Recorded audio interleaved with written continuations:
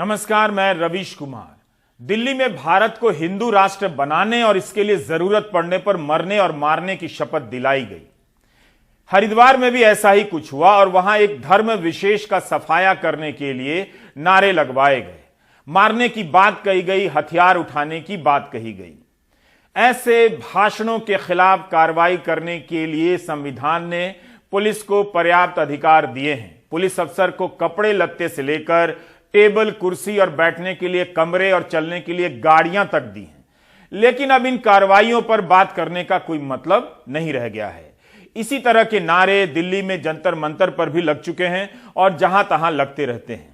नारे लगाने वाले कई लोगों को प्रधानमंत्री नरेंद्र मोदी के समर्थन में भी नारे लगाते हुए आप देख सकते हैं। सुदर्शन न्यूज के सुरेश चव्हाणके ने प्रधानमंत्री के जन्मदिन पर यह ट्वीट किया कि हिंदुस्तान को सर्वशक्तिमान सत्ता बनाने के लिए आगे बढ़ रहे महानायक माननीय प्रधानमंत्री श्री नरेंद्र मोदी जी को जन्मदिन पर कोटि कोटि शुभकामनाएं। आपने बहुत कुछ किया है, ईश्वर आपको हिंदू राष्ट्र घोषित करने का भी अवसर दे, यह प्रार्थना। सुरेश चव्हाणके की प्रोफाइल में प्रधानमंत्री मोदी और गृह मंत्री अमित शाह से मुलाकात की तस्वीरें हैं।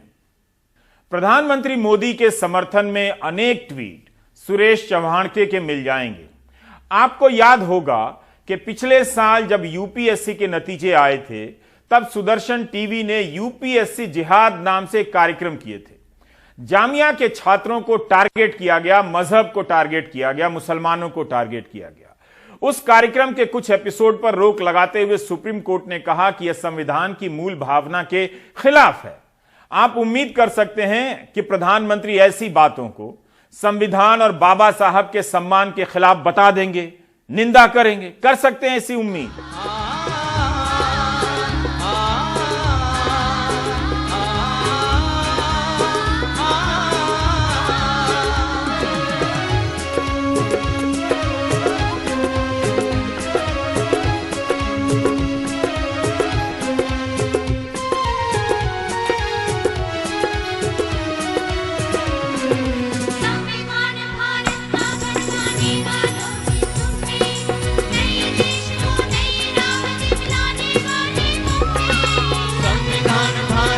बनवाने वालों में तुम थे, नए देश को नई राह दिखलाने वाले तुम थे। भारत के निर्माण की हिस्सेदारी तुमने ली थी, भारत बने महान ये जिम्मेदारी तुमने ली थी, जिम्मेदारी तुमने ली थी, जिम्मेदारी तुमने ली थी। बाबा साहेब, बाबा साहेब, बाबा साहेब, बाबा साहेब। अंबेडकर की आत्मा तक पहुंचने की कोशिश करती इस पुकार की विडंबना को उसकी तान पर छोड़ देते हैं। बाबा साहब अंबेडकर की पुण्यतिथि पर उनकी प्रशस्ति में गायकों का यह दल संविधान बनाने में उनकी भूमिका को याद कर रहा है और यहां प्रधानमंत्री नीले रंग की चादर ओढ़कर आए। डॉक्टर अंबेडकर की परंपरा में नीले रंग का खास महत्व है, इसलिए यह चादर याद दिला रही है कि प्रधानमंत्री को यह परंपरा अच्छी लगती है। लेकिन काशी के कार्यक्रम में प्रधानमंत्री ने जिन गमछों और शॉल का इस्तेमाल किया, उनके रंग कुछ अलग है। यहां नीला रंग नहीं। जिन लोगों ने राजनीति को नेटफ्लिक्स और अमेजॉन प्राइम की तरह ओटीटी प्लेटफॉर्म समझ लिया है, उन सब के लिए अंबेडकर की पुण्यतिथि पर प्रधानमंत्री नीले चादर ओढ़ लेते हैं और काशी में गेरुआ रंग के अलग अलग भाव लिए रंगों के कपड़े में नजर आते हैं। लाल रंग भी है जिसमें प्रधानमंत्री अकेले स्नान कर रहे हैं, डुबकी लगा रहे हैं। मुख्यमंत्री योगी आदित्यनाथ स्नान नहीं कर रहे हैं। कहने का मतलब है कि हर कोई अपनी अपनी आशंका के हिसाब से इन तस्वीरों को देखकर आश्वस्त हो सकता है कि प्रधानमंत्री ने उनके हिसाब से कपड़े पहने हैं, नीला भी है और गेरुआ भी। यह वीडियो दिल्ली का है और 6 दिसंबर का है। डॉक्टर अंबेडकर की पुण्यतिथि पर संविधान की गरिमा को लेकर प्रधानमंत्री काफी गंभीर नजर आते हैं, लेकिन उसी दिल्ली में 13 दिन बाद उनके समर्थक संविधान के वजूद को मिटा देने के नारे लगाते हैं और भारत को हिंदू राष्ट्र बनाने की शपथ लेते हैं और शपथ दिलाते हैं। इनमें से एक वही है जिन्होंने प्रधानमंत्री को उनके जन्मदिन पर बधाई देते हुए लिखा था, ईश्वर आपको हिंदू राष्ट्र बनाने का अवसर प्रदान करे। विजय दे, विजय दे। इस मंच पर हिंदू युवा वाहिनी लिखा है, जिसकी स्थापना यूपी के मुख्यमंत्री योगी आदित्यनाथ ने की है। मंच के पोस्टर पर मुख्यमंत्री योगी आदित्यनाथ की तस्वीर भी है और यूपी सरकार के राज्य मंत्री राजेश्वर सिंह की भी, जिन्हें हिंदू युवा वाहिनी का मंडल प्रभारी गोरखपुर बताया गया है। इसे देखकर आप प्रधानमंत्री मोदी और योगी आदित्यनाथ को इनसे अलग नहीं कर सकते। आप यह भी नहीं कह सकते कि इस कार्यक्रम में शामिल लोग प्रधानमंत्री और मुख्यमंत्री में आस्था नहीं रखते हैं। यह भी नहीं कह सकते कि इन सभी को दोनों का संरक्षण प्राप्त नहीं है। 19 दिसंबर की सुबह दक्षिण दिल्ली के बनारसी दास चांदीवाला ऑडिटोरियम में यह सभा हुई, जिसमें सुदर्शन टीवी के प्रमुख संपादक सुरेश चव्हाणके ने भारत को हिंदू राष्ट्र बनाने की शपथ दिलाई। इसका वीडियो ट्वीट करते हुए उन्होंने लिखा कि हिंदू युवा वाहिनी के शेर और शेरनी हिंदू राष्ट्र बनाने की शपथ ले रहे हैं। यह कोई गुप्त सभा नहीं थी, नारों के वीडियो बनाए जा रहे थे। सुरेश चव्हाणके के भाषण का कुछ अंश हम आपको सुनाने जा रहे हैं, लेकिन पहले ही सतर्क कर देना चाहते हैं, इसमें नफरत का टोन है, साफ साफ मरने मारने की बात है। इसे हेट स्पीच की श्रेणी में आराम से रखा जा सकता है। आपको यह बताना जरूरी है कि यह भाषिए की आवाज नहीं है। इनके बीच आधिकारिक और अनधिकारिक का कोई अंतर नहीं है। सारे लोग और उनकी सारी बातें आधिकारिक हैं। सभी एक ही राजनीतिक और धार्मिक धारा के हैं। इन सब का मालिक एक है, वही।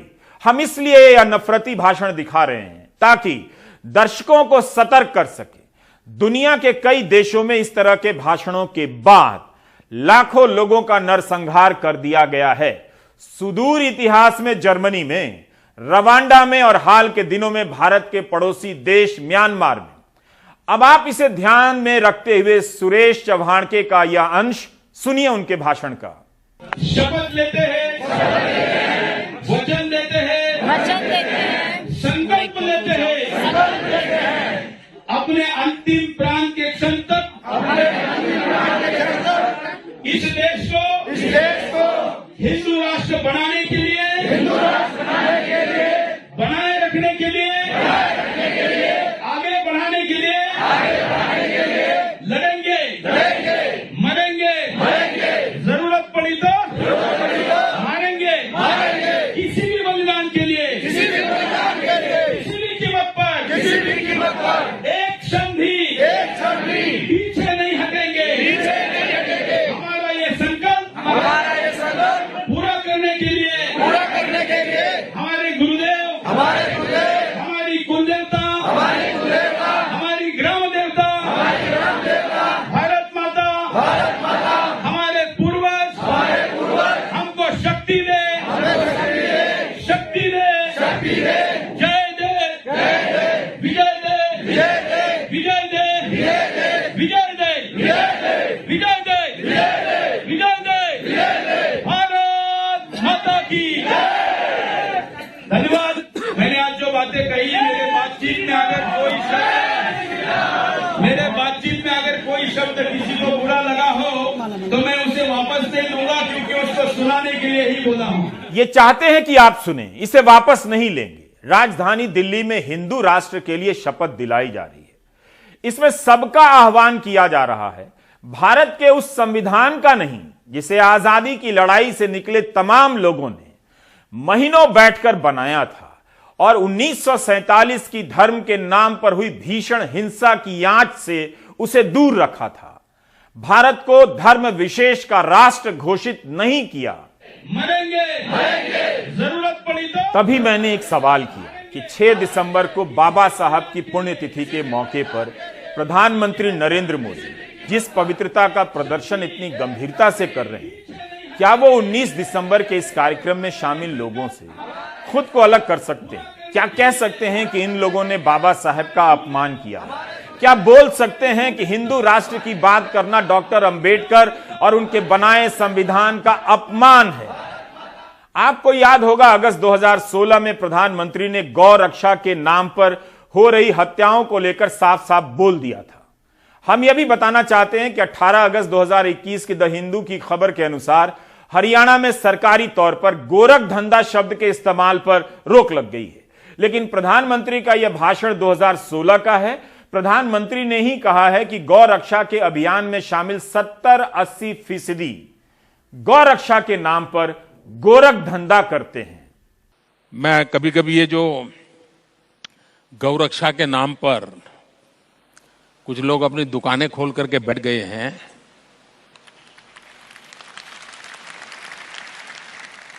मुझे इतना गुस्सा आता है।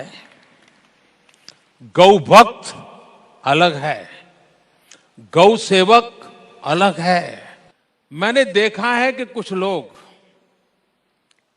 जो पूरी रात एंटी सोशल एक्टिविटी करते हैं, कुछ लोग,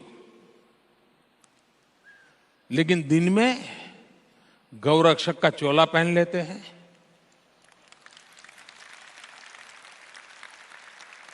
मैं राज्य सरकारों को अनुरोध करता हूं कि ऐसे जो स्वयंसेवी निकले हैं, अपने आप को बड़ा गौरक्षक मानते हैं, उनका जरा डोजियर तैयार करो। 70-80% ऐसे निकलेंगे जो ऐसे गोरख धंधे करते हैं जो समाज स्वीकार नहीं करता है, लेकिन अपनी उस बुराइयों को से बचने के लिए ये गौरक्षा का चोला पहन करके निकलते हैं।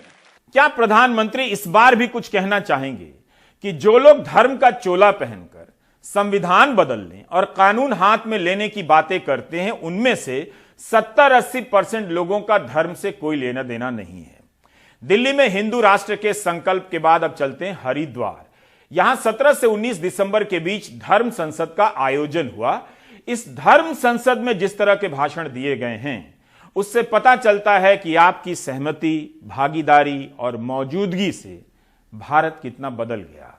फिर भी मैं मानने को तैयार नहीं हूं कि अच्छे स्कूल और कॉलेज की तलाश में भटकने वाले आप लोग अपने बच्चों को नरसंहार की इस राजनीति में झोंकने के लिए तैयार नहीं है। वैसे एक बार रिश्तेदारों के व्हाट्सएप ग्रुप में फिर से कंफर्म कर लीजिएगा, क्या पता कुछ लोग तैयार मिल जाए। संविधान का आर्टिकल 51A कहता है कि हमें अपनी साझी विरासत का सम्मान करना है, बचा कर रखना है। संविधान की इस भावना पर लगातार हमले हो रहे हैं। साध्वी अन्नपूर्णा के इस भाषण के इस हिस्से को सुनाने के लिए फिर से सतर्क करना चाहूंगा। यह नफरतों से भरा है, विभाजनकारी है। कृपया सतर्कता के साथ और विवेक के साथ इसे सुनिए। महाराज जी, मैं वचन देती हूँ, मेरे प्राण भी चले जाए, मुझे उसका कोई चिंता की बात ही नहीं है, लेकिन 2029 में मुसलमान प्रधानमंत्री आप सब लोग नहीं बनने देंगे। ऐसी वचनबद्धता दे, अपने काम को इतना सक्षम बनाए, इतनी अपनी आबादी को आगे बढ़ाए और मार दे। इनकी जनसंख्या को अगर खत्म करना है तो हम मारने को तैयार है, जेल में जाने को तैयार है। अगर हम 100 लोग भी सैनिक बन गए और इनके 20 लाख भी मार दिया हमने, तो हम विजयी हैं, हम जेल में जाने को तैयार हैं। ऐसा जज्बा जब लेकर के आओगे तभी सनातन को बचा पाओगे। और ध्यान रखना, इस भारत माता की, इस सनातन धर्म की रक्षा को सैनिक ही बनना पड़ेगा। कॉपी किताबों को रख दो और हाथ में शस्त्र उठा लो। और बस जो धर्म संसद में सबसे बड़ी बात यह है कि हम विचार क्या दे रहे हैं, हम कर क्या सकते हैं सुझाव। तो जी, मैं अपने साथ सुझाव ये देती हूँ, मैं अपने आप को समर्पित करती हूँ। क्या हम ऐसा भारत चाहते हैं जहां आपके बच्चे कॉपी किताब रखकर हत्यारे बन जाएं? याद रखिएगा, इन भाषणों की चपेट में आपका ही बेटा आने वाला है। समाज में इनकी स्वीकार्यता बढ़ती जा रही है और कानून इनके सामने चुप नजर आता है। लोग तालियां बजाते हैं। निरंजनी अखाड़ा की महामंडलेश्वर हिंदू महासभा की महासचिव साध्वी अन्नपूर्णा ने हथियार उठाकर एक समुदाय के 20 लाख लोगों को मार देने की बात कह दी। नफरत से भरा ऐसा भाषण अगर किसी और ने दिया होता तो अब तक जेल में होता, UAPA लग गया होता। अगर हम 100 लोग भी सैनिक बन गए और इनके 20 लाख भी मार दिया हमने, तो हम विजयी हैं, हम जेल में जाने को तैयार हैं। ऐसा जज्बा जब लेकर के आओगे तभी सनातन को बचा पाओगे। इसे कुछ और नहीं, केवल हेट स्पीच कहेंगे, नफरती भाषण, समाज को दंगों की आग में झोंक देने वाला भाषण। साध्वी अन्नपूर्णा का एक अवतार आप पहले देख चुके हैं। गणित की प्रोफेसर है। आपका ये नाचीज एंकर गणित में बहुत कमजोर है, फिर भी ऐसे प्रोफेसर से गणित नहीं सीखना चाहेगा जो हत्या की वकालत करती हूं। पूजा शकून पांडे अलीगढ़ की रहने वाली हैं। 30 जनवरी 2019 के रोज इनकी यह तस्वीर आई थी जिसमें ये गांधी की तस्वीर पर नकली पिस्तौल से गोली चला रही हैं। उनकी आवाज से गुब्बारा फटता है और गांधी जी की तस्वीर से खून बहता है। यही पूजा अब साध्वी अन्नपूर्णा बनकर हिंदू धर्म की रक्षक बन रही हैं। बच्चों से कॉपी किताब छोड़कर हथियार उठाने की बात कर रही हैं, उस गांधी जी को मारने के लिए जो जीवन भर खुद को हिंदू कहते रहे। साध्वी अन्नपूर्णा जैसों के खिलाफ कोई कार्रवाई नहीं होने वाली है। गिरफ्तारी भी होगी तो जमानत मिल जाएगी। अदनान ने अलीगढ़ में पूजा शकुन पांडे साध्वी अन्नपूर्णा से बात की। दीजिए, इस देश का संविधान ही बंटवारे को का बेस है और बंटवारा करता है और इस देश के लोगों को भड़काता है। तो ऐसे में मेरे भाषण को छोड़ दीजिए, इस देश के संविधान को ही बदलना होगा। क्या आप गांधी के हत्यारे नाथूराम गोडसे को सही मानती हैं? बिल्कुल सही तो छोड़िए। पंडित नाथूराम गोडसे जी एक महान व्यक्ति है और इस देश के हर युवा को नाथूराम गोडसे बनकर के प्रेरणा लेनी चाहिए और उन्हीं जैसे राष्ट्रभक्त बनने की प्रेरणा लेकर के उनके मंदिर और उनकी पूजा अर्चना करनी चाहिए। कितनी सहजता से कह रही हैं कि संविधान गलत है, उसे बदल देना चाहिए, गोडसे की पूजा करनी चाहिए। इंतजार कीजिए कि बीजेपी इनके बारे में क्या कहती है, या कहने के नाम पर कुछ कह देगी, जैसे प्रधानमंत्री अंबेडकर जयंती पर या उनकी पुण्यतिथि पर विशेष रूप से नीले रंग की चादर पहन लेते हैं। अमर उजाला की एक खबर के अनुसार साध्वी अन्नपूर्णा ने कभी बीजेपी को आस्तीन का सांप कह दिया था। इसलिए बता रहा हूं ताकि बीजेपी अगर कार्रवाई करना चाहे तो यह जानकारी काम आ जाए। कार्रवाई का मतलब निंदा तो कम से कम। यहां भी प्रधानमंत्री गांधी के हत्यारे को देशभक्त कहने पर कहां माफ करते हैं? जिसे माफ नहीं करते वह उन्हीं की पार्टी की सांसद हैं भोपाल से। 26 नवंबर संविधान दिवस, 14 अप्रैल बाबा साहब का जन्मदिन, फिर 6 दिसंबर उनकी पुण्यतिथि। इन तीनों तारीखों पर प्रधानमंत्री संविधान और डॉक्टर अंबेडकर के योगदान को बहुत गंभीरता से याद करते हैं। इन कार्यक्रमों से लगता है कि प्रधानमंत्री संविधान का कितना आदर करते हैं, मगर प्रधानमंत्री उन लोगों को कुछ क्यों नहीं कहते जो उनका तो आदर करते हैं, मगर भारत के संविधान का आदर नहीं करते जिसे बाबा साहब ने बनाया। जैसे हरिद्वार के इस वीडियो में अश्विनी उपाध्याय संविधान की एक किताब दिखाने लगते हैं जिसके कवर का रंग भगवा है। यह वीडियो हरिद्वार के उसी कार्यक्रम का है जिसमें संविधान की भावना के खिलाफ नरसंहार के नारे लगाए गए। इस वीडियो को अश्विनी उपाध्याय ने ही ट्वीट किया है। ये भी शर्म की बात है कि हिंदुस्तान में भगवा कलर में हिंदी में संविधान विशेष रूप से बनवाना पड़ रहा है। कायदे से ये हमेशा होना चाहिए। 4 फरवरी 2020 के एक ट्वीट में अश्विनी उपाध्याय ने खुद को बीजेपी का प्रवक्ता बताया था।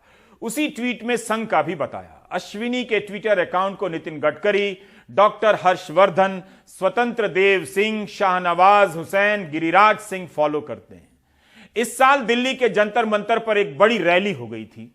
भारत जोड़ो के नाम से हुई इस रैली में मुसलमानों को मारने के नारे लगाए गए। इस मामले में केस दर्ज हुआ और इसी अश्विनी उपाध्याय को भी अरेस्ट किया गया, जिन्हें 3 दिनों के भीतर जमानत मिल गई। इसी के आसपास हरियाणा के पटौदी में एक महापंचायत हुई जिसमें मुसलमानों को मारने के खुलेआम नारे लगे। बाद में कुछ लोगों की गिरफ्तारी हुई थी। इस महापंचायत में 2020 में शाहीन बाग आंदोलन के समय आंदोलनकारियों पर गोली चलाने वाले गोपाल ने भी भड़काऊ भाषण दिए थे। गिरफ्तार हुआ गोपाल और जमानत मिल गई।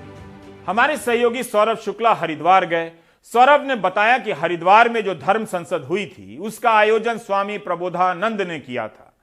धर्म संसद में हिंदू राष्ट्र बनाने का संकल्प लिया गया और अधिक से अधिक बच्चे पैदा करने का संकल्प लिया गया। स्वामी प्रबोधानंद की ये तस्वीरें बता रही हैं कि बीजेपी और इनके बीच की दूरी कितनी कम है। गृहमंत्री अमित शाह, यूपी के मुख्यमंत्री योगी आदित्यनाथ, उत्तराखंड के मुख्यमंत्री पुष्कर सिंह धामी के साथ इनकी तस्वीर है। देश के गृहमंत्री 2 बड़े राज्यों के मुख्यमंत्री के साथ दिखने वाले स्वामी प्रबोधानंद म्यांमार की तरह भारत में भी क्लिंजिंग चाहते हैं। क्लिंजिंग अंग्रेजी का शब्द है जिसका एक मतलब है नरसंहार के जरिए आबादी के एक बड़े हिस्से का सफाया कर देना। म्यांमार की तरह नरसंहार चाहते हैं। नरसंहार की यह सोच सत्ता के कितनी करीब है, या ऐसे देखिए, सत्ता में बैठे लोग नरसंहार की बात करने वालों के कितने करीब हैं। सौरभ ने स्वामी प्रबोधानंद से बात की। उन्हें अपनी किसी बात पर अफसोस नहीं, न पुलिस की कार्रवाई की चिंता है। स्वामी प्रबोधानंद ने कहा कि वे भारत के संविधान के खिलाफ हैं। इस धर्म संसद का विशेष जो उद्देश्य था, पूरे धरती से जो मुस्लिम जिहाद के नाम पर आतंकवाद फैलाया जा रहा है, उसको समाप्त करने का एक संकल्प का विशेष रूप से था। और उसकी योजना थी कि पूरे विश्व में मानवता की स्थापना करने के लिए और शांति की स्थापना के लिए बहुत आवश्यक है कि जो मुस्लिम आतंकवाद फैल रहा है, जिहाद फैल रहा है, इस पर लगाम लगाई जाए, इसको रोका जाए, इसको समाप्त किया जाए। आपको पता है सर, इस देश में कानून का राज है और आप ये सब भाषण बयान देते हैं, उससे यहाँ पर शांति व्यवस्था भंग हो सकती है। ये संविधान के खिलाफ है। आपको लगता है कि कितना ये आपका जो बयान है वो गैर जिम्मेदाराना बयान है? आपके कहने से नहीं होगा। संविधान ही हमको देता है आत्मसुरक्षा की अधिकार। संविधान तो सेकुलर भी कहता है। संविधान सेकुलर नहीं कहता, ये आपकी मीडिया की उत्पत्ति है। संविधान सेकुलर है ही नहीं, पंथ निरपेक्ष है। पंथ निरपेक्ष में अंग्रेजी में सेकुलर शब्द होता ही नहीं। आपने बयान दिया म्यांमार को लेकर के, सब कुछ उस पे आप कड़े बिल्कुल, मैं उस अड़ा हुआ हूँ। हरिद्वार में यह सभा हुई। एसपी सिटी स्वतंत्र कुमार सिंह चंद रोज पहले जिले में पदस्थापित हुए हैं। उनके इस जवाब में कुछ भी नहीं है, फिर भी रिकॉर्ड के लिए दिखा रहा हूं ताकि याद रहे कि संविधान की शपथ लेकर भी संविधान की रक्षा करना कितना मुश्किल हो चुका है। सर, अभी 17 से 19 तक यहाँ हरिद्वार में धर्म संसद हुई। तमाम लोग यहाँ पर आए और जो लोग साधु थे वहाँ पर, यति सरस्वती, प्रबोधानंद और कुछ लोगों ने बड़े भड़काऊ भाषण दिए। यहाँ तक कि मुस्लिम कम्युनिटी को बोला मारना है, इनको एथनिक क्लिनजिंग करनी है, सबको हथियार उठाना चाहिए। आप लोग इस विषय में क्या कर रहे हैं? देखिए, पुलिस इस पे नज़र बनाए हुए हैं और इस पे लगातार हम लोग इनके बहुत ही ढंग से इस पे नज़र बनाए हुए हैं और जो भी आवश्यक कार्रवाई होगी उसको करेंगे। सर, ये इंटरनेट वायरल है, कोई अभी तक आप लोगों को कोई कंप्लेंट मिली इसको लेकर के? अभी आप लोगों की तरफ से कोई एक्शन, कोई सुओ मोटो? देखिए, अभी तक हमें कोई वो इस तरह की कोई आई नहीं है, लेकिन पुलिस इस पे पूरी नज़र बनाए हुए और जो भी आवश्यक होगा उसको करेंगे। क्या यही लोग किसी और धर्म के होते तो इतनी छूट मिलती? यूएपीए नहीं लगा दिया गया होता। हरिद्वार की धर्म संसद में यति नरसिंहानंद गिरी भी शामिल थे। इनका संबंध यूपी के डासने के देवी मंदिर से है, जहां के महंत हैं और यूपी पुलिस की सुरक्षा में रहते हैं। अमर उजाला ने लिखा है कि यूपी पुलिस ने यति नरसिंहानंद पर गुंडा एक्ट लगाने के लिए 4 साल में 2 बार जिला प्रशासन के पास फाइल भेजी, लेकिन मंजूरी नहीं दी गई। इस साल 20 अक्टूबर को मसूरी थाना की पुलिस ने गुंडा एक्ट लगाने की फाइल भेजी तो नरसिंहानंद ने चेतावनी दी कि प्रशासन का घेराव करेंगे। तो 26 अक्टूबर को एसडीएम खुद ही मंदिर चले गए और उन्होंने नरसिंहानंद से ज्ञापन ले लिया। उसी शाम गुंडा एक्ट लगाने की फाइल वापस कर दी गई। यह खबर छपी है। सौरभ हरिद्वार से लौटकर डासना गए। वहां पर यति नरसिंहानंद गिरी से बात की। गिरी ने भी अपने भाषण में संविधान के खिलाफ काफी कुछ कहा था। नरसिंहानंद ज्यादा बच्चे पैदा करने की बात कर रहे हैं और हथियार उठाने की। तलवार केवल मंचों पर दिखाने के काम आने वाली है। लड़ाई में जीतता वो है जिसके हथियार शत्रु से ज्यादा ताकतवर होते हैं। झूठी बातों में बच्चों फंस मत जाना। ज्यादा से ज्यादा बच्चे और अच्छे से अच्छे हथियार, यही तुम्हें बचाने वाले हैं। हम केवल साथ खड़े हैं और वो भी कितने दिन कोई नहीं जानता। हर आदमी को अपनी लड़ाई खुद लड़नी है। हम गए पुलिस के पास, पुलिस ने बोला हमें कोई कंप्लेंट नहीं मिली है, हम मॉनिटर कर रहे हैं सिचुएशन। हमने पूछा कि ऐसे जब केसेस होते हैं तो सोशल मीडिया पे साइबर टीम होती है पुलिस की, वो मॉनिटर करती है, वो सुओ मोटो कॉग्निजेंस लेकर के कार्रवाई करते हैं। उन्होंने कहा कि हम आएगा तो कार्रवाई करेंगे, पर अभी ऐसा कुछ भी नहीं है। लेकिन सबसे बड़ा सवाल है कि प्रबोधानंद के खिलाफ कार्रवाई क्यों नहीं हो रही है? हमारे पास एक तस्वीर है जिसमें प्रबोधानंद के पैर छू रहे हैं उत्तराखंड के मुख्यमंत्री पुष्कर सिंह धामी। जिनके पैर पुष्कर सिंह धामी मुख्यमंत्री उत्तराखंड छू रहे हैं, तो बताइए कैसे उत्तराखंड पुलिस उन पर कार्रवाई कर लेगी? स्वामी नरसिम्हानंद यति जो लगातार देश को चुनौती देते रहते हैं, प्रधानमंत्री मोदी से लेकर के केंद्रीय मंत्री स्मृति ईरानी के खिलाफ भद्दी टिप्पणी करते हैं, उन पर आज तक कोई कार्रवाई नहीं हुई। वो डासना में रहते हैं, डासना में जिस मंदिर में रहते हैं वहाँ पर उनको पुलिस सुरक्षा मिली हुई है।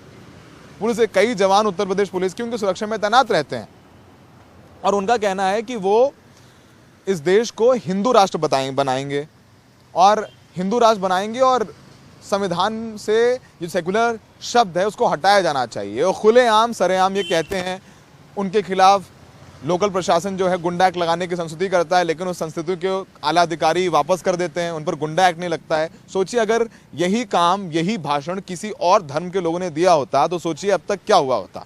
हरिद्वार की धर्म संसद में मुसलमानों के खिलाफ तरह तरह के शब्दों का इस्तेमाल किया गया। सारे शब्दों का एक ही मकसद था, युवाओं को तलवार उठाना है, एक समुदाय का नरसंहार करना है। आप इसे केवल किसी की हत्या के प्रोजेक्ट के रूप में ना देखें, ऐसे भी देखें कि किसी की हत्या के लिए बहुसंख्यक समाज के ललबबुआ बच्चों से कहा जा रहा है कि वे हत्यारे बन जाएं। दिल्ली के जंतर मंतर पर देश भर से आए ये नौजवान नौकरी नामक भविष्य के लिए इस ठंड में ठिठुर रहे हैं। केंद्र सरकार के कर्मचारी चयन आयोग की परीक्षा 2018 की प्रक्रिया पूरी नहीं हुई। ये बच्चे गरीब परिवारों के हैं, अपनी नौकरी के लिए रो रहे हैं, मगर अन्नपूर्णा, अश्विनी उपाध्याय, सुरेश चौहान के और नरसिंहानंद गिरी इनका भविष्य कुछ और तय कर रहे हैं। इन जैसे युवाओं के हाथ में तलवार देना चाहते हैं ताकि ये मुसलमानों का नरसंहार कर सकें। इन युवाओं को हत्या की राजनीति में झोंकने के लिए हिंदुओं की असुरक्षा की कल्पना गढ़ी जा रही है ताकि वे हथियार उठा लें, हत्यारे बन जाएं। ईश्वर इस देश और इसके नौजवानों को इस राजनीति से बचा ले। हम लोग को फौज में जाना है बट ये सब समझ नहीं रहे। फौज में जाना चाहते हो? हाँ जी, हम सब कुछ रिटर्न मेडिकल फिजिकल सब पास किए हुए हैं बट फिर भी हमें मेरिट से बाहर कर दिया गया है। तो यहाँ आते हैं तो क्या कहते हैं ये लोग, यहाँ प्रशासन के लोग क्या कहते हैं? यहाँ पे तो देखते नहीं है, पूरा बैरिकेटर लगा के रखे हैं, रोज टाइम ही देते हैं। खाना कहाँ खाते हैं? वहीं गुरुद्वारे में खाते हैं और ऐसे ही सोते हैं, वहाँ पे भी नहीं रहने देते हैं। हम इसलिए भाऊ को सर 11 महीने ज़्यादा हो गया, 3.5 साल वेट किए, उसके बाद इन्होंने ज्वाइनिंग नहीं दिया, सीट रद्द में हुए नहीं दिया। हम लोग पैसे नहीं रहते, कैसे कैसे यहाँ बहने भाइयों आते हैं, टिकट लेकर के, उधार कर्जा लेकर के टिकट लेकर के आते हैं। कौन सुनेगा बात बताइए। एक तरफ तमाम मंत्री भाषण देते हैं कि भारत एक मजबूत राष्ट्र बन गया है, दुश्मन आंख उठाकर नहीं देख सकता। दूसरी तरफ उसी धारा के लोग बयान दे रहे हैं कि हिंदू असुरक्षित है। यह कैसा मजबूत राष्ट्र है जहां बहुसंख्यक ही सुरक्षित नहीं है। हिंदू धर्म को लेकर रक्षा और असुरक्षा की इस राजनीति को ध्यान से समझिए। गोदी मीडिया भी इस खतरे की कल्पना को अलग अलग तरीके से हवा देता रहता है। असुरक्षा और रक्षा की इस राजनीति में वे संस्थाएं आपको गायब मिलेंगी जो संविधान ने बनाई हैं, जिनका काम है आपकी सुरक्षा करना। इस भाषण में, इस तरह की राजनीति में इनका कोई रोल नहीं दिखेगा।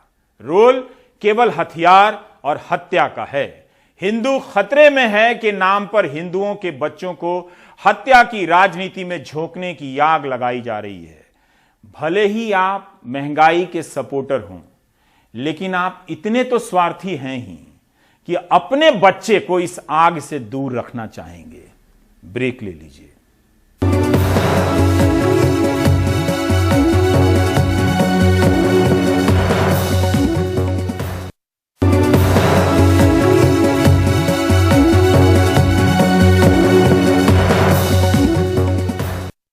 ओमिक्रॉन के कारण तीसरी लहर की आशंका तेज होती जा रही है। केंद्र सरकार राज्यों को सतर्क रहने की चेतावनियां जारी करने लगी हैं।